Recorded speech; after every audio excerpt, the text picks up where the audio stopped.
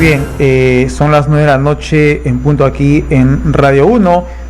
Se ha conocido ya del deceso, el fallecimiento, este 10 de marzo, el día de hoy, de Alfredo Bryce Echenique.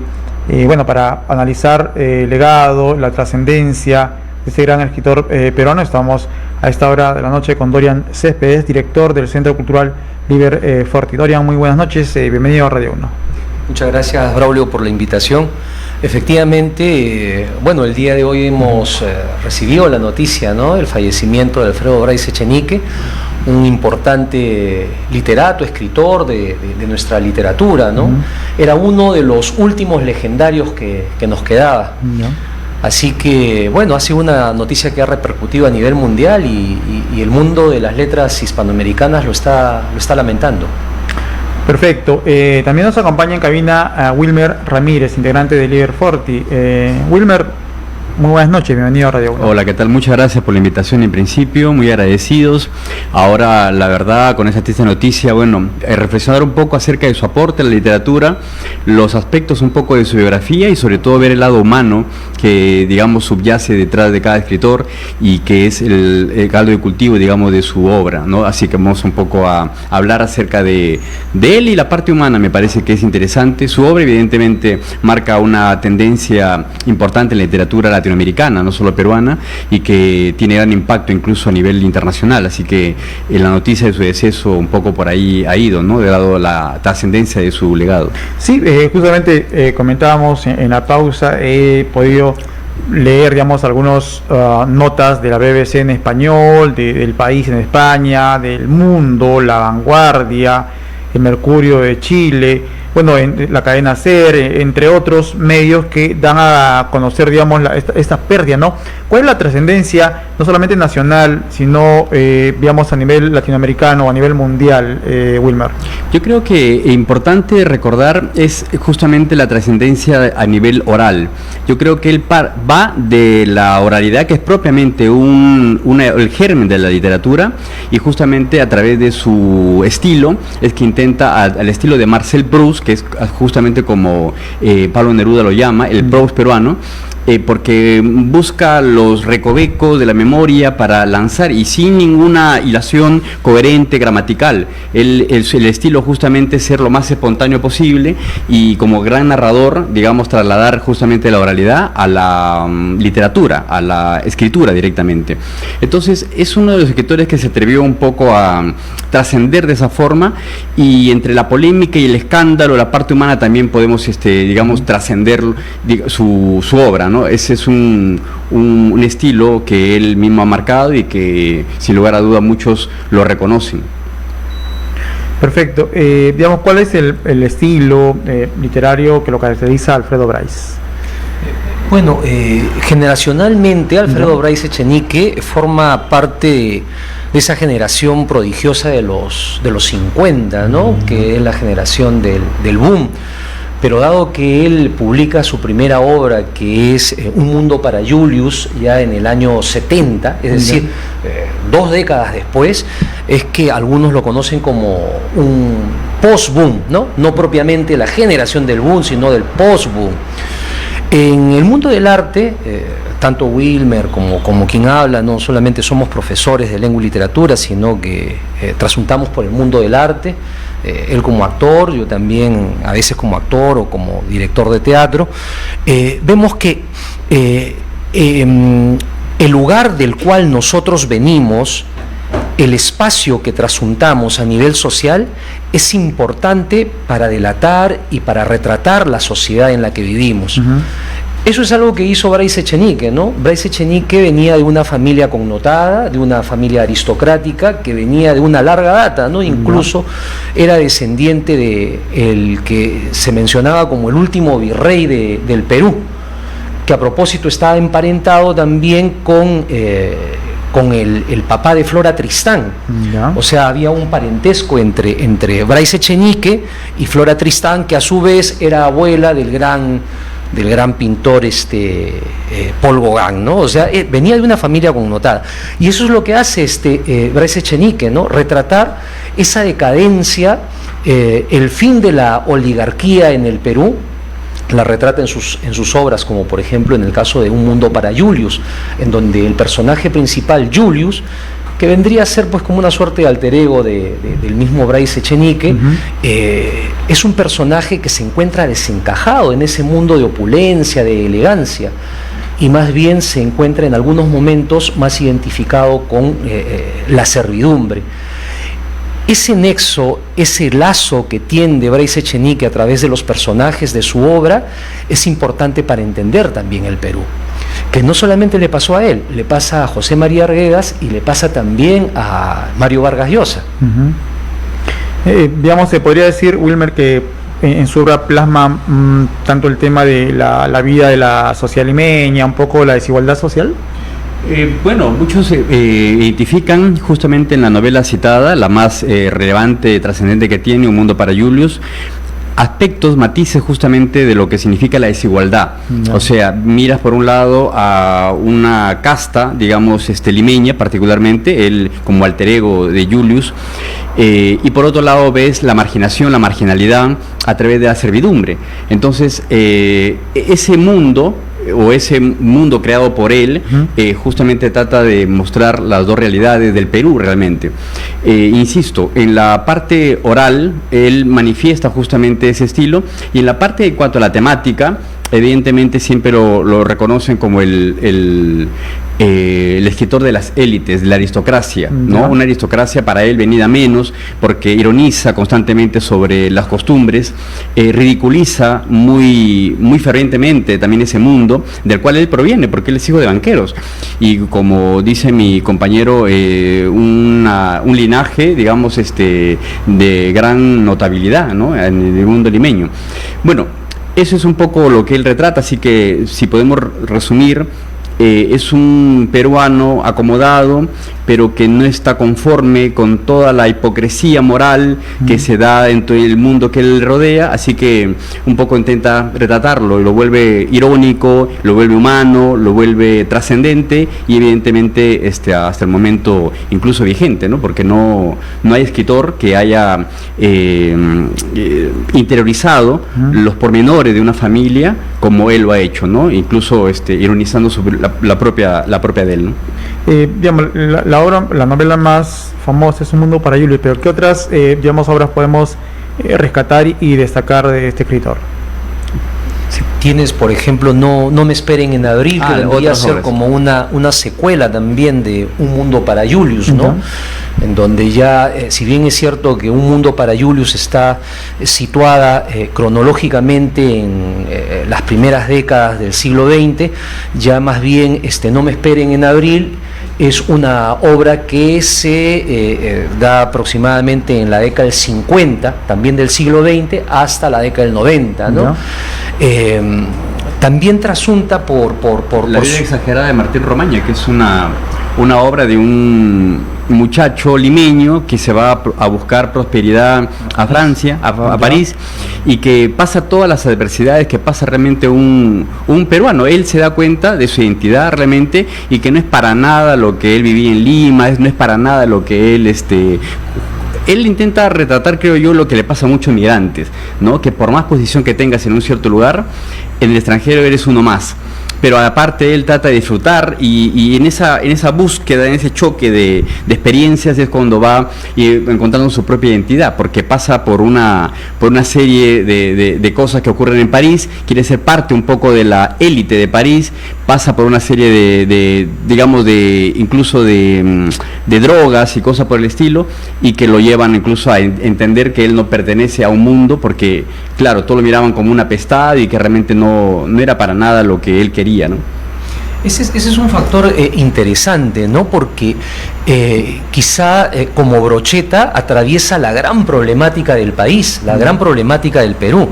¿Cuál es el problema de la identidad? ¿Quién es el peruano? Vargas Llosa, ¿no? Toma la pregunta y dice, ¿en qué momento se jodió el Perú? O sea, ¿cuál es el verdadero mal del Perú?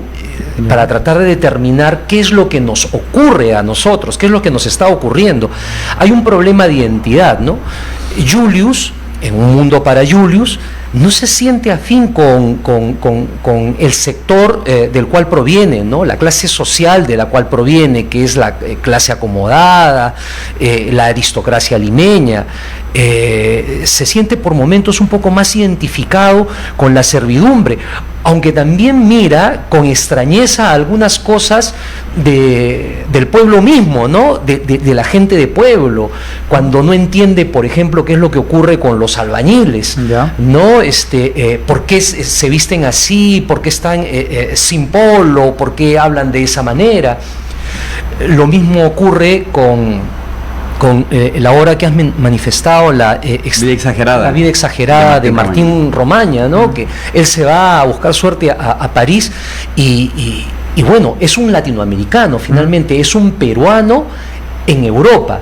¿Cuál es la identidad de este latinoamericano? ¿Cuál es la identidad de este peruano en París, ¿no? Entonces, me parece que el tema de la identidad es un tema sumamente importante y todavía vigente en el Perú.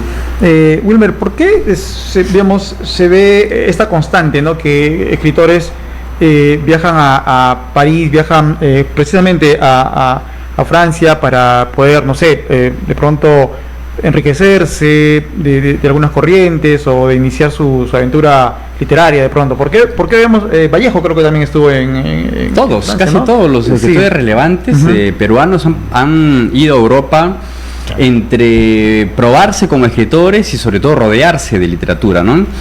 Si hay un país propiamente literario, no solamente artístico, sino que para ellos es netamente literario, es Francia, ¿no?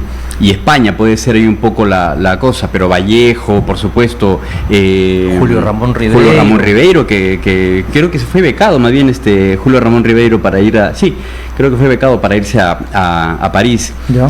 Mario Vargas Llosa, por supuesto, que hizo toda una carrera no solamente en España, sino también en París, en Inglaterra, y no podía quedar fuera pues Alfredo Bryce, ¿no? Con todo lo que él competía. Además, hablando un poco ahí de la parte humana de Alfredo Bryce, es algo que él necesitaba, ¿no? Él miraba al Perú también con una extrañeza, propiamente seguramente de su condición, pero lo miraba así como que nos falta realmente mucho, sin entrar en una victimización de parte nuestra, pero así es como él miraba, digamos, al Perú, retratando incluso no solamente al lugar de donde él era o a la clase social donde pertenecía, sino al peruano en general, ¿no? Hay muchas citas, frases polémicas ahora podemos decir de parte de Alfredo Bryce sobre el Perú, ¿no? El Perú es un país que sales a la ventana y es un país hediondo. Se refería seguramente, él decía, a la corrupción de Fujimori y Montesinos. Decía, es un país hediondo. Lo dice en Francia, ¿no? Lo dice en Francia. Y la gente dice, ¿por qué no lo dices acá en Perú, no? Un poco de valentía le faltaba también a Alfredo Bryce. Y yendo un poco a la parte, digamos, social, seguramente mucha gente no se sentirá identificada para nada con su literatura, más allá de la propia versión estética que tiene simplemente una obra literaria, ¿no? Perfecto, Dorian. Y en su obra de Alfredo Bryce, ¿qué temas son recurrentes? Por ejemplo, hemos visto el tema de la desigualdad social, por ejemplo, la crítica a la sociedad de limeña, ¿no? ¿Qué otras, digamos, temáticas son recurrentes en sus obras? Como te decía, ¿no? Me parece que uno de los aspectos recurrentes es el de la identidad, ¿no? Ese desfase, ¿no? De encontrarse con un grupo, la búsqueda también, la búsqueda también es otro tema recurrente, ¿no? Pero el no encontrarse adecuado a un determinado sector, ¿no? Sentir que provienes de un determinado sector y no sentirte de pronto cómodo con él. Hace un rato yo dije, como le había pasado a José María Arguedas, como le había pasado a Mario Vargas Llosa, porque en el caso de José María Arguedas sucede algo curioso. Si bien es cierto, José María Arguedas no provenía de una familia aristócrata y pudiente en el nivel de Alfredo Bryce Echenique, sí venía de familia de hacendados. De hecho, su madrastra, él vivía en una hacienda, su madrastra era la que se encargaba de la hacienda, mientras su padre que trabajaba en el aspecto de las leyes, estaba fuera de su casa, y él se veía más que identificado con los patrones, con los sirvientes, con los indios, con los que trabajaban en la misma hacienda. Entonces, ese asunto de no sentirse parte de, ese asunto de la identidad, me parece que resalta, ¿no? Lo propio le ocurre a Mario Vargas Llosa cuando él manifiesta en sus memorias, en El pez en el agua, que él pues era un niño mimado, un niño querido por todos, por los abuelos, por los tíos, las tías abuelas, por la madre, etcétera, hasta que de pronto aparece el padre, un padre del que no tenía noticias, de quien no sabía absolutamente nada y que para él incluso había fallecido, ¿no? Y cuando aparece vive otra vida, ¿no? Una vida, e incluso lo ponen en el colegio militar Leoncio Prado para que se haga hombre, para que se haga macho, para que vea realmente lo que es la vida, porque el padre no quería pues a un niñito afeminado, etcétera. Entonces, ese asunto de la búsqueda de la identidad creo que es muy recurrente en varios actores y me parece que es lo que yo destacaría. ¿Cómo es el tema de la identidad, ¿no? Y a veces el no sentirse parte de, como José María Arguedas, que luego va a hacer un aspecto muy importante que lo va a plasmar en sus obras, ¿no? Los ríos profundos, claro, todas las sangres, particularmente hablando de Arguedas, ¿cierto? Es evidentemente esa nostalgia por el mundo andino y esa identificación cultural con el mundo andino. En el caso de Bryce es un caso muy particular y refleja también, hablando de temáticas, la hipocresía es evidente, la hipocresía social que plantea en su obra. Julius es un chico que descubre que Vilma, por ejemplo, es la sirvienta. Que la sirvienta, pero descubre que es prostituta en las noches. ¿Ya? Y él, resulta que su hermano, Roberto, repudiaba a Vilma en la casa, la trataba mal, despectivamente, pero era uno de los asiduos clientes nocturnos de Vilma en las que ejercía la prostitución. Entonces un poco esa sociedad limeña, hipócrita, doble cara, es lo que refleja justamente él. Y él quizá la parte que más le apestaba de pronto de su sociedad, esa hipocresía de la cual seguramente en tantas veces yendo a Europa ha querido salir, ¿no? Ahora, digamos, si utilizaba esa figura de, digamos, la burla un poco, ¿no? de la sociedad limeña, de alguna manera eso también habrá significado tal vez algunos prejuicios o opiniones en contra de él. Bueno, de parte de la propia sociedad limeña, evidentemente, ¿no? Él, como le ocurre a Mario Vargas Llosa, como seguramente le ocurre a Bailey, ¿no? Que es un escritor que está en la misma línea de retratar un poco la hipocresía de la sociedad, de la clase alta limeña, pasa un poco esto de ser o eres servil o eres transgresor, ¿no? No hay para ellos, si quieres un sitial en la literatura, un sitial en el arte, un sitial en la historia, creo que tienen que ir a contracorriente de lo que les tocó hasta cierto punto vivir y del mundo del que les tocó estar. Así que es transgresor, evidentemente, ¿no? Es un escritor que a mí reivindica un tipo de sociedad en el sentido de la hipocresía, quizá el racismo, que evidentemente ocurre en la obra Un mundo para Jules, la más emblemática que tiene, y que bueno, es un escritor que nos deja la parte humana también. Es un escritor que, hablando ya un poco de sus polémicas y escándalos, es un escritor que nos trae a colación de que no es perfecto tampoco, ¿no? Si quieres entrar en materia sobre las polémicas de Alfredo Bryce, ¿no? Sí, sería importante un poco precisar. ¿Qué tal? Porque has citado a Bailey, por ejemplo, sí, que a veces las personas lo pueden, digamos, en la película, ¿no? No se lo digas a nadie, etcétera. Sí. Pero Bailey tiene una aceptación o un reconocimiento a nivel internacional como escritor. Es curioso, ¿no? Nadie es profeta en su tierra, dicen, sí. Y él tiene gran renombre a nivel internacional, un hombre de una erudición acorde con la realidad, incluso está muy bien informado sobre todo lo que ocurre. Es un escritor no menor, que nace, justamente es un problema, hay un estigma, ¿no? Nace en una sociedad acomodada, pero digamos como Alfredo Bryce, y parece que porque nace en una sociedad acomodada no debe nacer sin talento y que todo le llegó. Yo creo que él es un poco lo que significa la suerte, que es la oportunidad y la preparación. Era un tipo que apenas aprovechó una oportunidad, la supo llevar a cabo y creo que le fue bien. En el caso de Alfredo Bryce, tiene talento. O sea, Alfredo Bryce, yo no te puedo decir que es, algunos sí, ¿no? Pero no te puedo decir que es un genio portento de la literatura, porque, digamos, el estilo está más enfrascado en algo más ligero. A él no le gustaba tampoco ser tan meticuloso con las técnicas, con la narrativa, un poco más desordenado. No es como Vargas Llosa en el sentido estricto de la disciplina. Es un escritor un poco más, no sé qué palabra llevarlo, es más acomodado, más acomodaticio, que se rige por su talento, ¿no? Claro, más de inspiración, siento que Vargas Llosa de método, ¿no? Más de método, claro. Entonces él es un escritor que retrata lo que ve, y por eso insisto en que le llamaron el Proust peruano, ¿no? El Marcel Proust peruano, porque retrata exactamente lo que va viviendo. No hay nada más, no se inventa absolutamente nada. También Gabriel García Márquez también le dice justamente eso.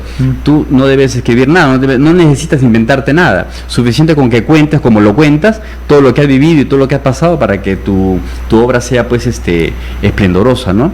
Recibió muchos elogios en vida, en sus mejores épocas, y seguramente en la última parte no se notaba tanto, y ahora mira, estamos haciendo noticia o expandiendo una noticia de su muerte, y de él no se hablaba hace mucho tiempo realmente, ¿no? Así es.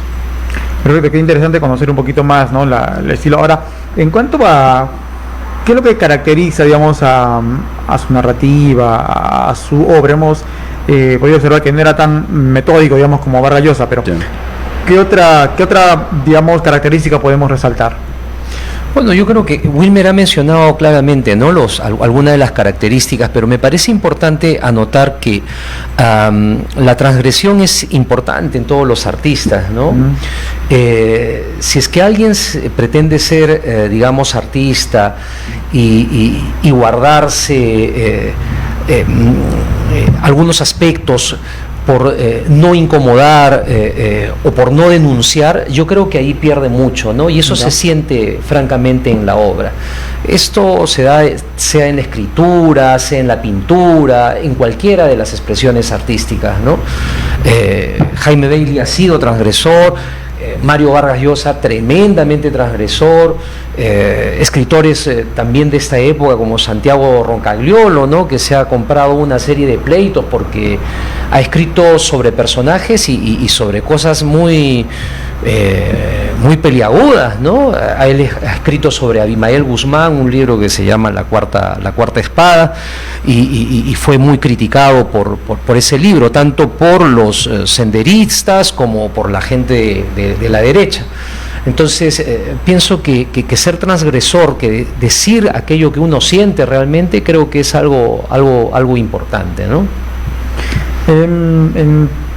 Algo controversial. Eso ayuda también para que pueda, digamos, difundir de alguna manera, porque el talento lo tiene, ¿no? Pero el hecho de ser transgresor, la ovejita negra, digamos, ¿no? Eso, ¿qué tanto puede ayudar también a lo que es la difusión de su obra, no solamente en el Perú, sino a nivel también internacional?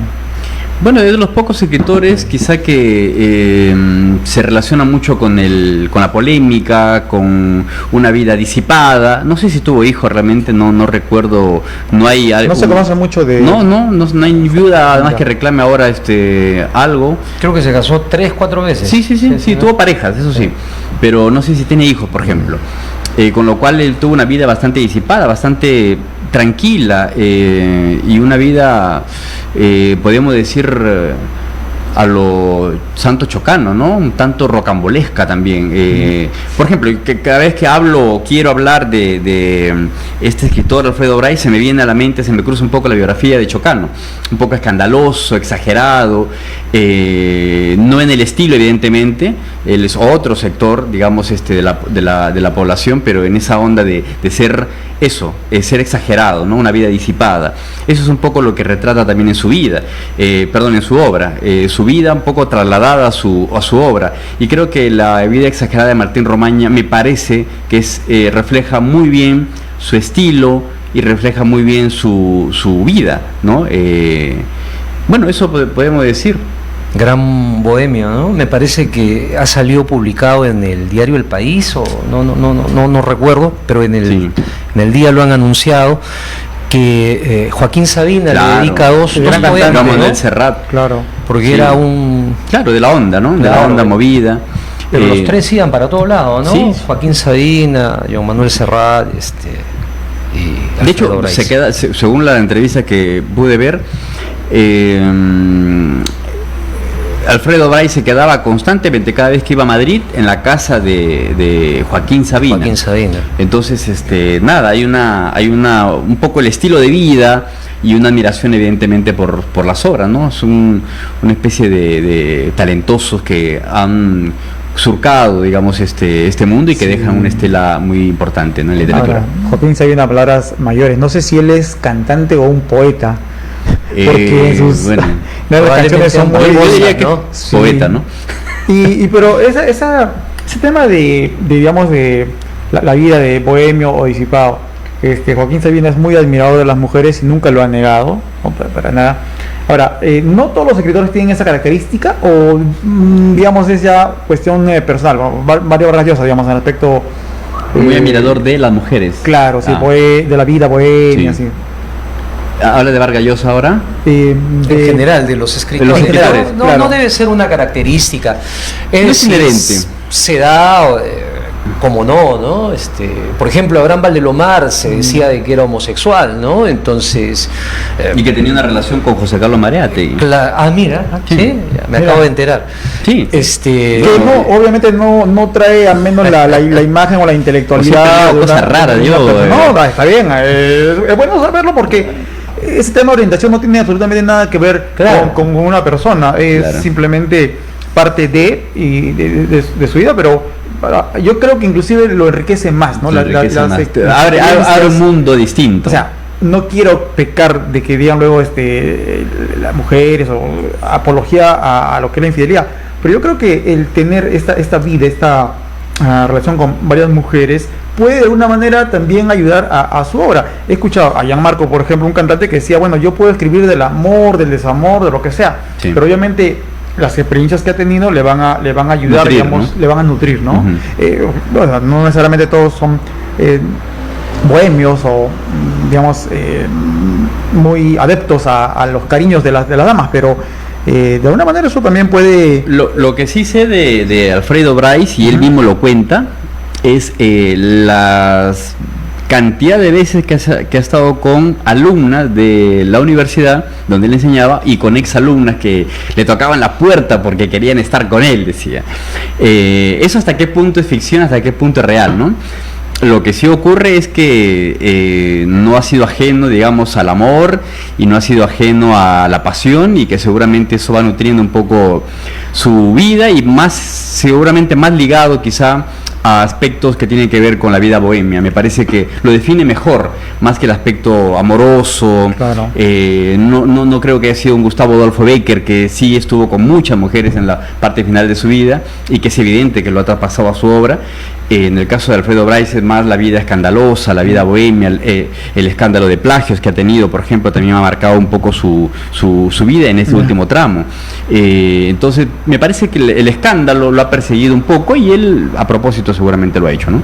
Y sobre todo para no estigmatizar a nuestros amigos escritores, ¿no? Porque acá tenemos muchos amigos y entonces de pronto ya tendrán problemas ahí en sus casas o con sus parejas.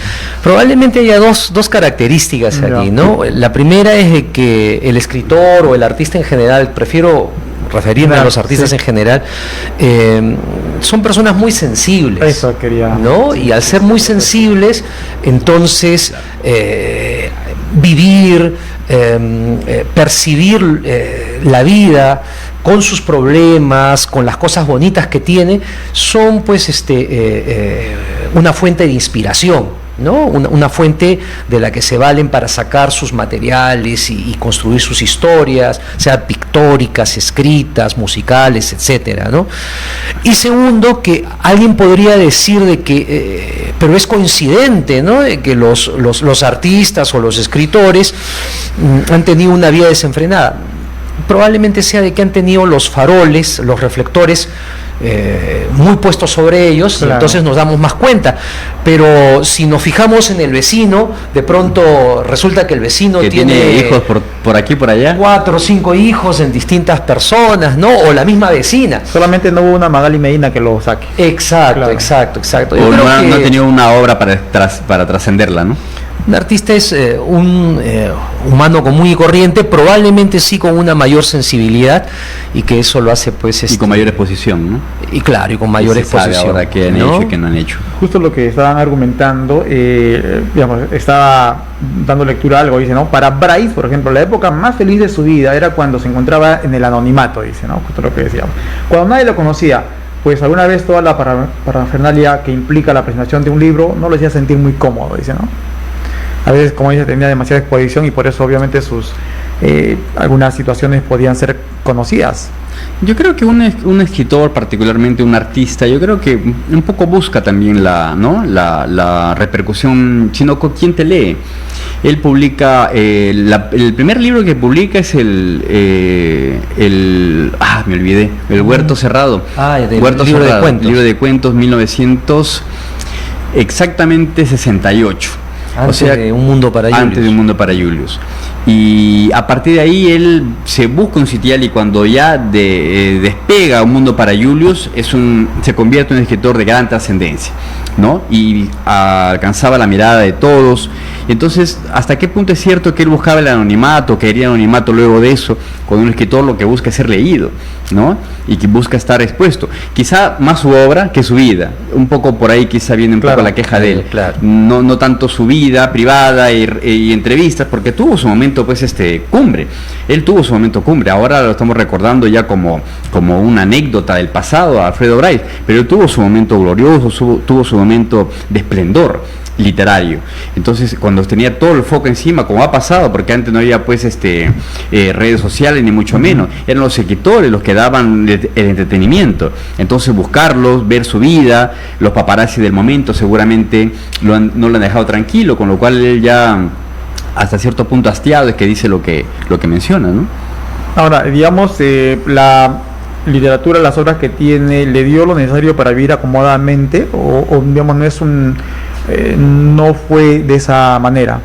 Yo creo que, perdón, ¿sí quiere decir algo? No. Yo creo que el escritor que menos que conocemos, igual todos se quejan de su vida viviendo del arte, con lo cual no creo que haya sido por ahí el factor.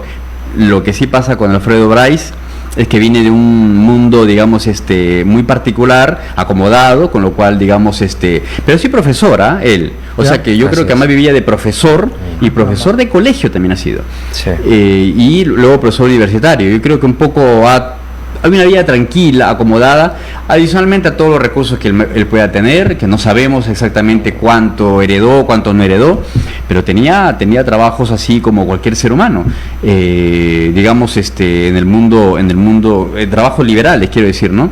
Y ahora lo de la literatura, bueno, seguramente más que dinero o repercusión, que sí, yo creo, Un Mundo para Julius seguramente le ha traído muchas regalías, pero no sé hasta qué punto pudo haber vivido de eso, ¿no? Como sí, evidentemente, Mario Vargas Llosa y otros escritores, ¿no? Pero sin lugar a dudas, ¿no? Yo pienso que el hecho de haber sido escritor y de haber tenido el entorno que tuvo, porque se rodeaba pues con grandes intelectuales también, ¿no? Le ha dado cabida, porque ha sido efectivamente profesor en distintas universidades del mundo, ¿no? Y entonces, bueno, yo pienso, ¿en cuánto le pagarían también por los escritos que tendría en los medios de comunicación? Claro, en columnas, artículos. Entonces, bueno, de todas maneras yo creo que ha estado como escritor en una situación privilegiada, bien merecida, por cierto, ¿no? Pero no es el caso de la gran mayoría de escritores. Yo siempre digo, yo soy hombre de teatro, pero siempre digo, si ya vivir de teatro es difícil, ¿qué será vivir de poesía? O sea, por lo menos con teatro hago una obra de teatro, la promociono y la vendo a un colegio, pero un poeta, ¿de qué puede vivir? En esta sociedad de la inmediatez, claro. Todo el mundo quiere algo rápido.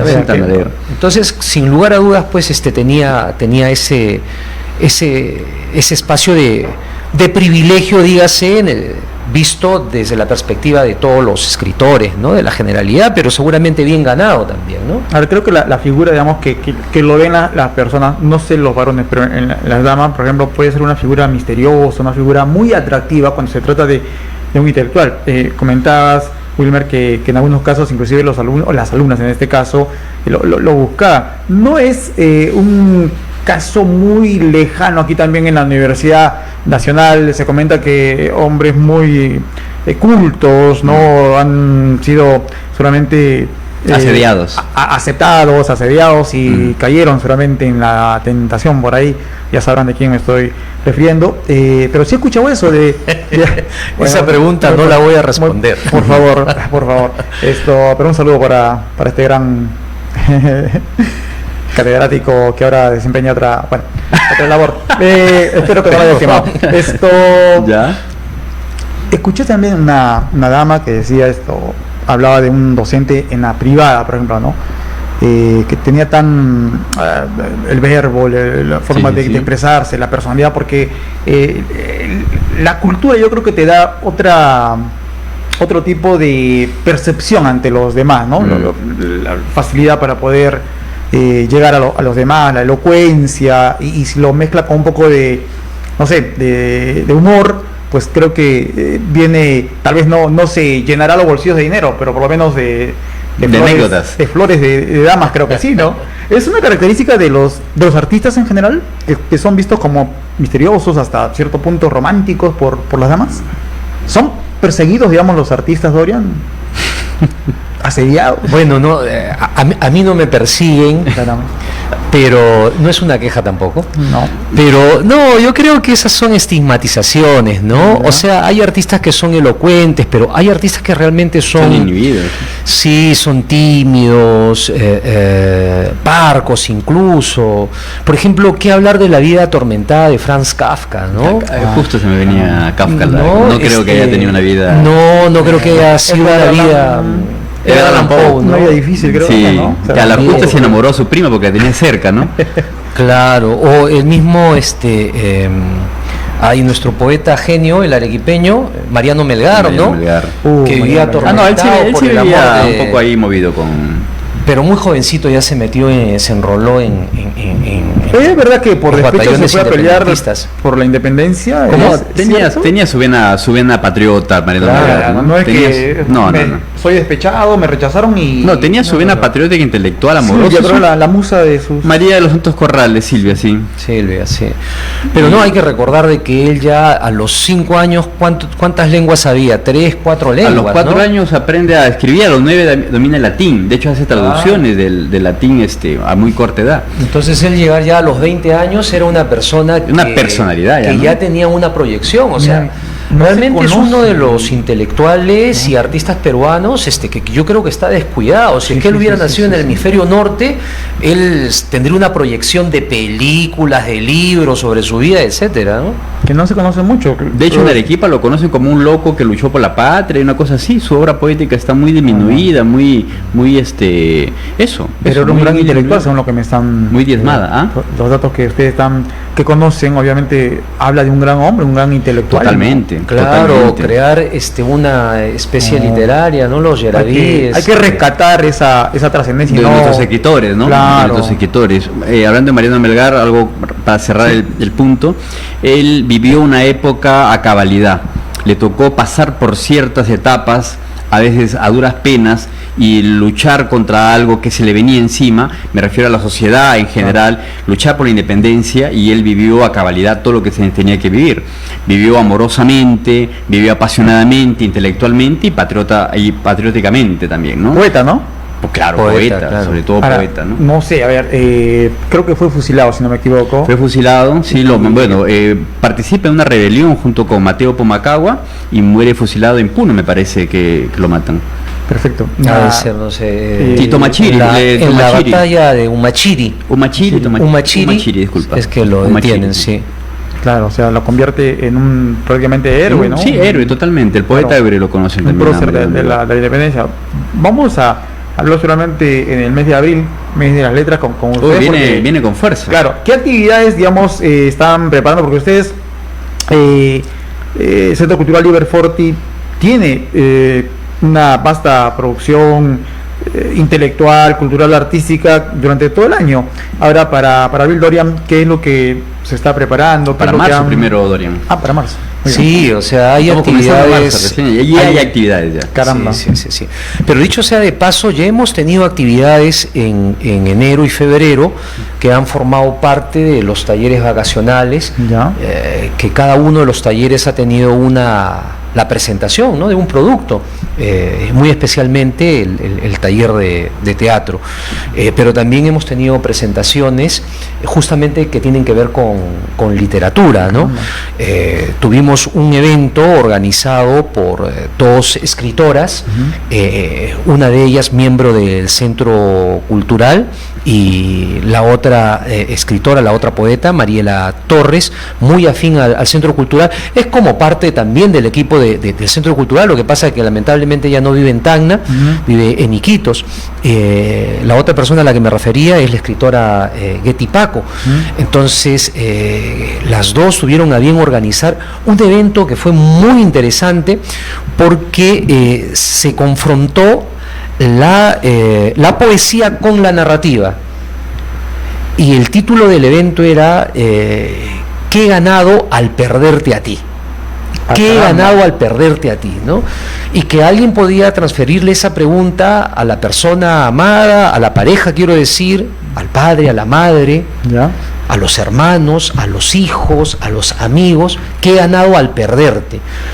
Y en razón a esa pregunta, alguien escribía algo en narrativa, decía qué era lo que sentía, qué era lo que le provocaba esa pregunta, y alguien en verso, en poesía, le respondía. Y en medio teníamos música en vivo también, ¿no? Claro, para compasar. Esa un respuesta poco era el momento, digamos, No, se había dado un tiempo ¿Ya? para la creación, Claro, se dio la un tiempo creación. prudencial y lo que salió fue magnífico realmente. Hay algunos extractos, por ahí pedacitos por las redes. Nuestra cuenta en TikTok y nuestra cuenta en Facebook dan cuenta un poco de nuestra actividad Oye, ese qué día. interesante, ojalá podamos replicar aquí esa actividad. Y un saludo para Getty, Claro. que nos hizo la gestión hoy día. Yo un día le dije, le escribí en su Facebook, le dije, es tan exquisito leerte que nunca dejes de escribir. O sea, Qué una bueno. mujer con mucha Qué sensibilidad, muy ¿no? O sea, talentosa, muy sí, talentosa. muy talentosa, muy talentosa. De las últimas generaciones de Sí. escritores, creo que en narrativa es una de las voces más saltantes que hay, ¿no? Una de las cosas que le decimos es que tu prosa es una prosa poética. Claro, a lo Juan Ramón Jiménez, ¿no? Sí, Porque sí. tiene muchas figuras literarias que tienen una carga emotiva Sí, fulminante, sí. que además Sí, atraviesan real. el pensamiento, ¿no? Es muy difícil leer a Getty Paco y no quedarse reflexionando o no transportarse a un espacio que tú has vivido, ¿no? O no hacerse preguntas, ¿no? Sí. De lo que uno ha leído, reflexionado sobre su lectura. Entonces ese formato lo plantearon, lo organizaron la poeta Mariela Torres y la escritora Getty Paco, y tuvimos también un concierto de piano, 2 conciertos de piano.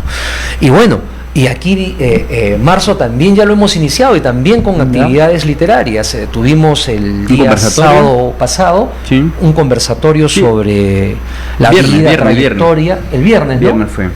Sobre la vida y trayectoria del poeta Alberto Paucar. tarateño Alberto Paucar, ¿no? Ya. Eso fue el viernes, y el día sábado tuvimos la presentación de un trabajo discográfico de Pretty Mess, Ya. Una jovencita con mucha fuerza expresiva también. Eso básicamente para un público veinteañero, siendo que un día antes presentábamos una actividad, un evento de poesía para un público de 40, 50, 60, 70 años. Entonces, estas actividades que las dirigimos para un público intergeneracional nos hace sentir bien, porque creemos que el Centro Cultural Líder Forti es un espacio para toda la familia, y la familia en el sentido más amplio que uno se pueda imaginar. Entonces atraviesa todas las generaciones. Y bueno, y tenemos pues para este sábado el inicio del proyecto Acústicos de Líder Forti, Canciones a Media Luz, ¿no? En donde cantantes, bandas tacneñas con canciones propias, canciones de su propio repertorio, alternados con la lectura de poemas, de letras de canciones, pero que son verdaderos poemas, pretenden pues llegar al público asistente. ¿Eso se va a dar esta semana? Este sábado, sí. Perfecto. El sábado 14. El siguiente sábado, el sábado 21, tenemos la presentación, la inauguración de la exposición de esculturas en caña hueca del artista René Alanoca. Ha preparado una exposición exquisita. Es una colección de peces hechos en caña hueca, que la ha hecho exclusivamente para esta exposición, que además tiene el nombre de Piscis. ¿Ya? Y hay diversidad de peces. ¿No? Por el mes de marzo creo que son los Piscis. Claro, ¿Ya? está terminando Piscis su temporada, y él empieza con. ¿Tú eres Piscis, esa. no, Dorian? Yo soy Piscis. Claro. Un homenaje a Dorian ahí. Un día antes vamos a Sutilmente. tener el viernes 19 vamos a tener al pianista Jaime Rengifo, Ya. de larga trayectoria también, en un concierto. El día viernes 27 de marzo tenemos un desplazamiento a Micuya para celebrar el Día Mundial del Teatro. O sea, todo lo que te estoy contando es solamente marzo, y la agenda de abril es otra agenda así, completamente... Va a ser más literaria, pues, ¿no? Sí, más literaria. Más literaria, de todas más de maneras. letras. De todas maneras.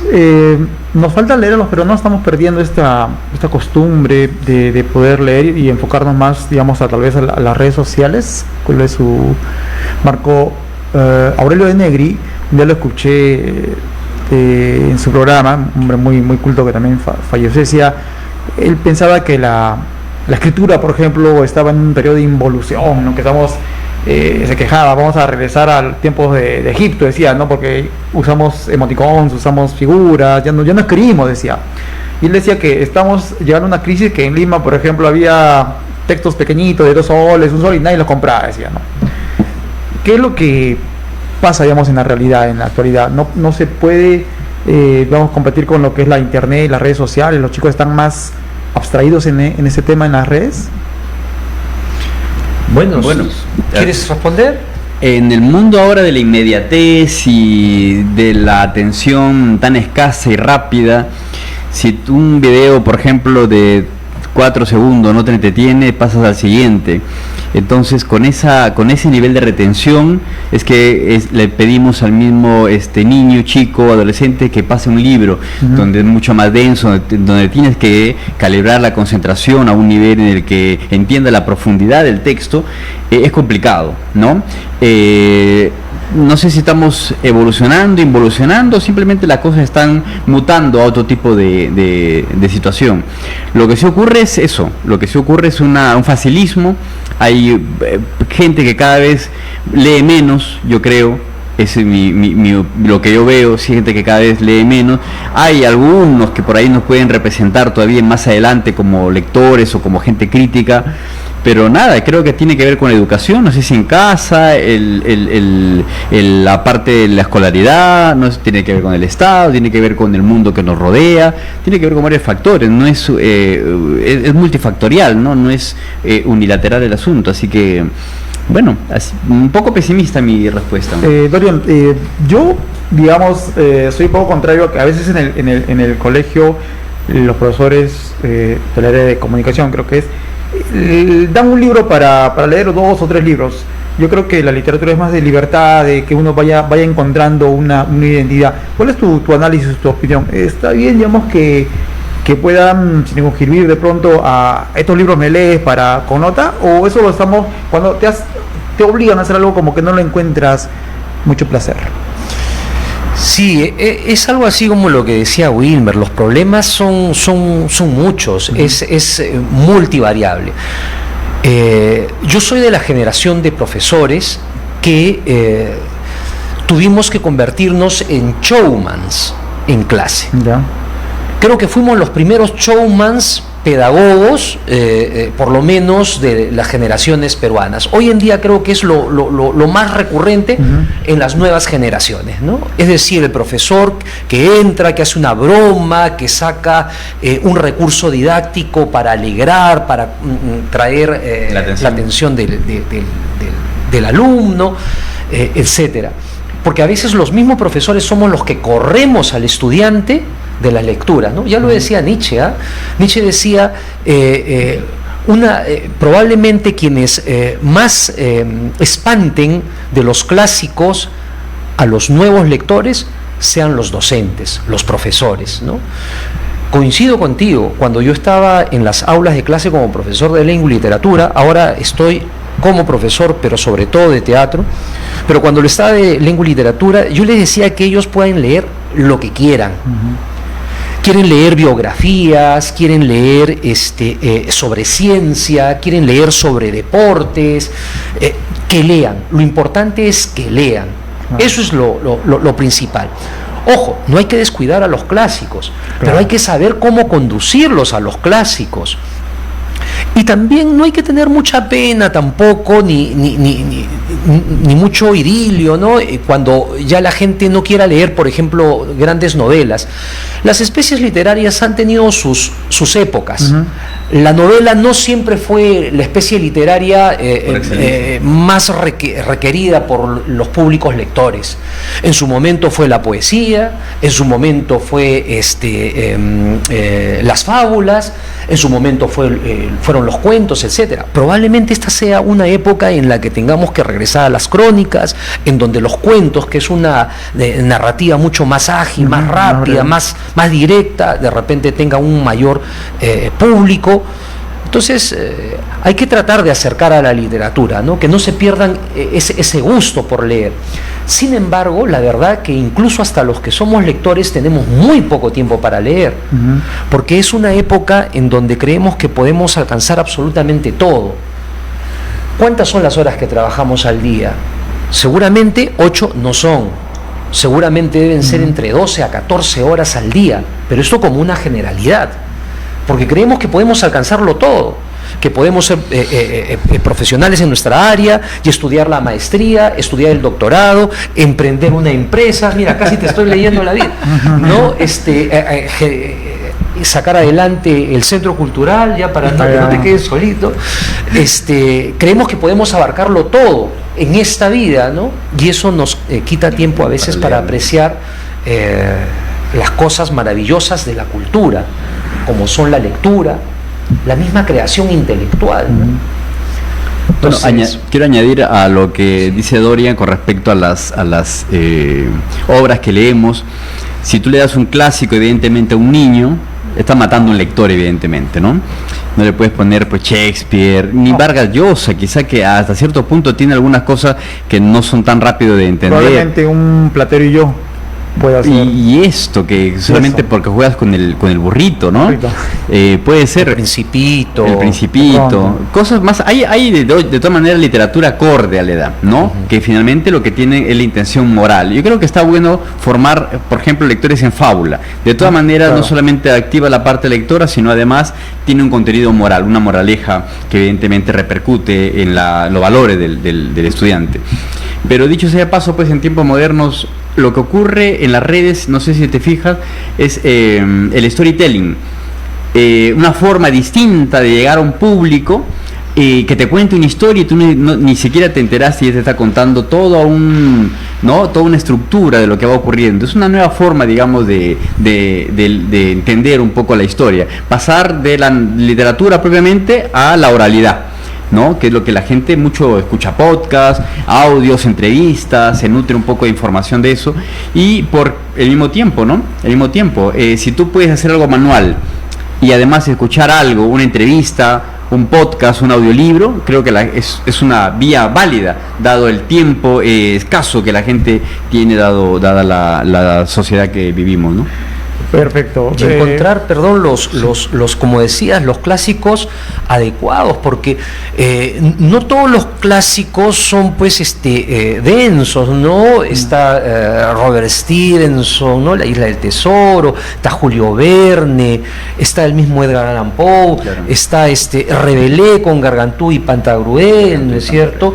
Hans Christian Andersen. También, por supuesto. De pequeños cuentitos. Claro, o sea, hay que encontrar los clásicos adecuados, ¿no? Esos que nos llevan a las aventuras, a la ficción y que de pronto pueden contagiar. Yo creo que un profesor, ¿no? Un buen profesor de literatura es quien puede activar un poco eso en el estudiante y darle exactamente en la medida de su posibilidad y una dosis exacta de literatura de acuerdo a la edad que tiene. Porque si es un profesor, digamos, de comunicación, que además no lee o mínimamente lee algo, sí tenemos grandes problemas, digamos, para repercutir una enseñanza en el niño y una curiosidad por la lectura, ¿no? Sí, y sobre todo creo que la pasión que uno pueda mostrar, ¿no? Porque los chicos saben que una persona hace algo porque ama lo que está haciendo, y eso puede de alguna manera volcar, quizás los profesores estamos pecando ahí de no enamorar como corresponde al alumno, ¿no? Con la lectura. Tan importante, estamos en una periodo donde tratamos de desarrollar la inteligencia artificial y nuestra inteligencia la dejamos a un lado. Y ojito, que no hay niño que vaya a leer, por más profesor bueno que tenga, si es que llega a casa y no ve a los padres o a su entorno familiar leyendo. La gran forma de incentivar la lectura en los individuos, salvo casos excepcionales, es que tú llegues a casa y veas a tu entorno familiar leyendo. Si no hay eso, los chicos hacen lo que ven, no lo que les dicen que copian, perfecto, ¿no? imitan lo que ven, sí. Muy bien, he disfrutado de este diálogo, así que quedamos para una siguiente oportunidad. Gracias. Muy bien, Doria, muchas gracias por estar aquí en Radio 1. Gracias por este espacio, por la invitación y por la consideración. Yo no soy especialista en Bryce Echenique, pero encantadísimo de poder conversar sobre temas que tengan que ver con la cultura. Que nadie lo notó, pero ya es un eximio ahí en el tema. Gracias. Wilmer, muchas gracias por tu visita también. Muchas gracias por la invitación y espero haber aportado con las curiosidades que la gente tiene acerca de la noticia de Bryce. Hemos tratado de hablar del maestro Bryce, pero hemos navegado por grandes literatos también y conocí un poco más de nuestro Mariano Melgar. Quedaríamos pendiente reivindicarlo en su real contexto y no solamente el ser humano despechado que se fue a pelear, y eso creo que no hace nada bien a una imagen que... No hace justicia, evidentemente. Claro, a un gran intelectual.